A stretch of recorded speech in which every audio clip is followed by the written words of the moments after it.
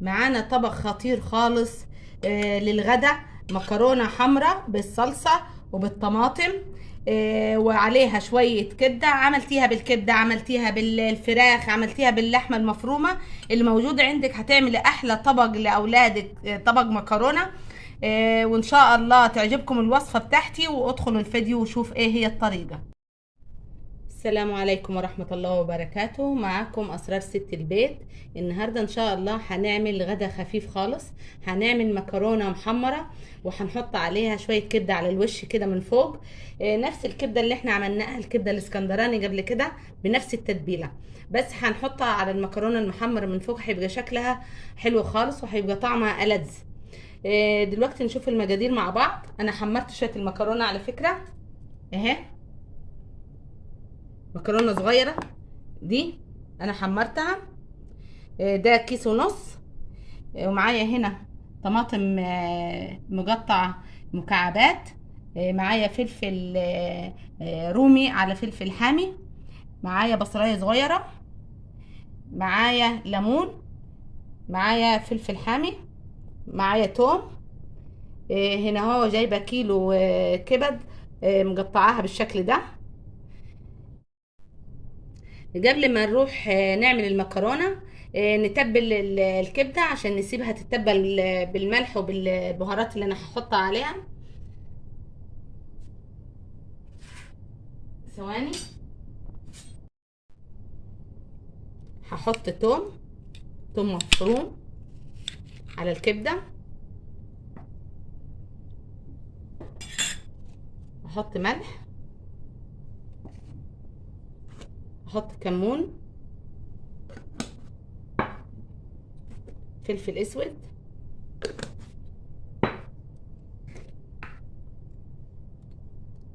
بابريكا.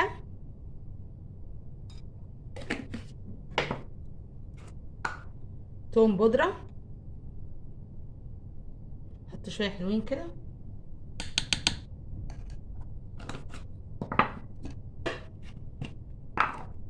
احط توابل الكبدة اللي احنا عملناها قبل كده مع بعض.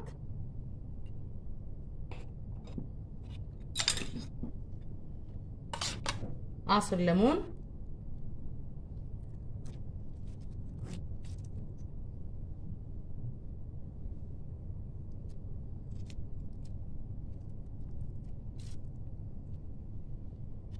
اقلبهم كويس مع بعض عشان ايه، الكبده تتبل لغايه ما اعمل المكرونه بتاعتنا. هي اساس الحلقه بتاعتنا النهارده. طريقه عمل المكرونه ايه المحمره اللي بالطماطم بتاعتنا. هعملها لكم بطريقه حلوه خالص. ممكن الكبده دي تاكلوا مكانها فراخ او لحمه مفرومه. يعني ممكن قطع فراخ صدر كده اهو تقطعيه وتتبليه زي كده برضو، وتعمليه بنفس الطريقه. او او لحمه مفرومه برضو بنفس الطريقه. اهي هسيبها شويه لغايه ما اعمل المكرونه. نروح مع بعض نعمل المكرونه. هنعمل هنا، انا حاطه هنا الطاسه دي حطاها للكبده، والحله دي حطاها للمكرونه. هحط هنا في الحله البصلايه، واحط عليها فلفل اسود وملح.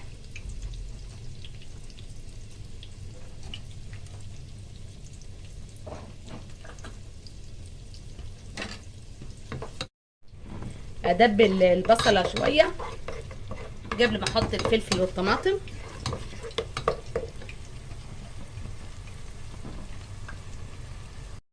احط الفلفل اهو.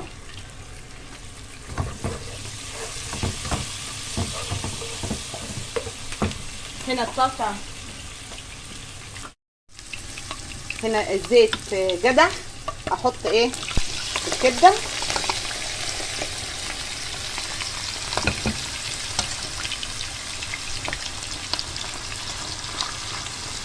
بسيبها ايه لغايه ما لونها يتغير كده.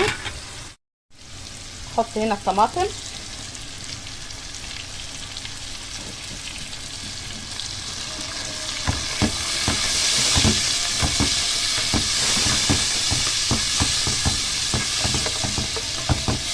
افصل طبعا عشان اذان العصر شغال. لغايه ما توصل للخضار بتاعنا للمرحله دي نحط المكرونه اللي احنا محمرينها.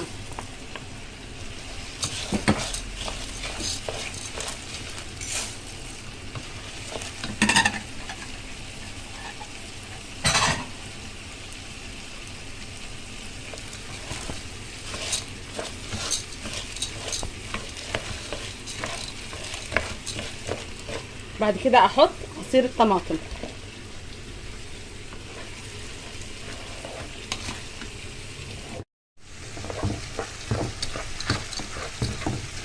اهي لازم نقلب مع بعض عصير الطماطم كويس في المكرونه. واكون انا مسخنه في الكتل شويه ميه. شايفين شكلها والالوان حلوه ازاي بتاعتها. حطيت شويه ملح ودلوقتي احط شويه ميه مغليه من الكتل.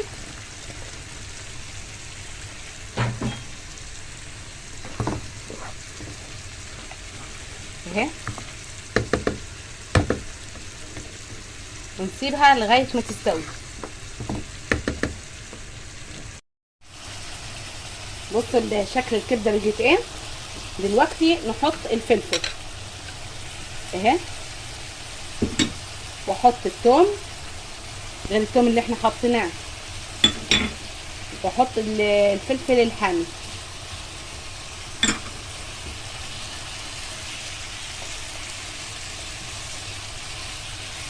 احنا متبلينها طبعا الكبده. الكبده ما تقعدش كتير على النار عشان لو قعدت كتير على النار بتجلد.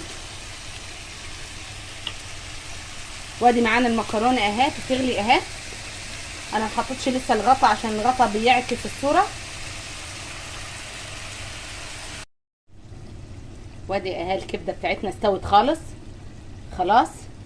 وادي المكرونه اهي خلاص جربت تستوي. بعد كده نغرفها مع بعض. نغرف دلوقتي الكبده. ادي الكبده بتاعتنا اهي شايفين الريحه كمان خطيره خالص. لو تعمليها بالطريقه دي على طول هتعجب اولادك. كمان لما تتعمل سندوتشات تبقى حلوه خالص. لو عملتيها سندوتشات في عيش بلدي مع شويه سلطه بلدي وجرجير خطيره اهي. وبعد كده نغرف المكرونه ونشوف التقديم مع بعض. ادي المكرونه بتاعتنا استوت خالص وطفيت عليها. ابتدي اغرفها معاكم اهي. بحطها في الطبق التقديم ونقدمها مع المكرونه. وانا قلت لكم ممكن مكرونه، ممكن لحمه مفرومه، ممكن صدور فراخ متقطعه صغير كده اهو. يعني تجيبي فراخ بانيه وتقطعيها شرايح صغيره كده ونعمليها بنفس التتبيله اللي انا عملتها للكبده اهي. ونروح نقدمه مع بعض. ادي اهو المكرونه زي ما وريتها لكم واحنا بنغرفها. دلوقتي احط عليها شويه كبده من فوق كده. كل واحد من اولادك كده تقدمي له طبق مكرونه وعليه شويه الكبده دول، يبقى طعمها خطير. مكرونه محمره بالكبده اهي. مكرونه الحمراء بالكبده هيبقى اجمل طبق معانا نتغدى بيه احنا واولادنا. وحاجه خفيفه مش مكلفه اهي. يعني لو في الاسبوع كده تعملي طبق كبده بالمكرونه زي ده لاولادك يبقى حلو خالص وتقدموه لهم اهو. وده الكبده لوحديها اهو. وان شاء الله يكون عجبكم الطبق بتاعنا الخفيف، طبق المكرونه الحمراء بالكبده. والسلام عليكم ورحمه الله وبركاته.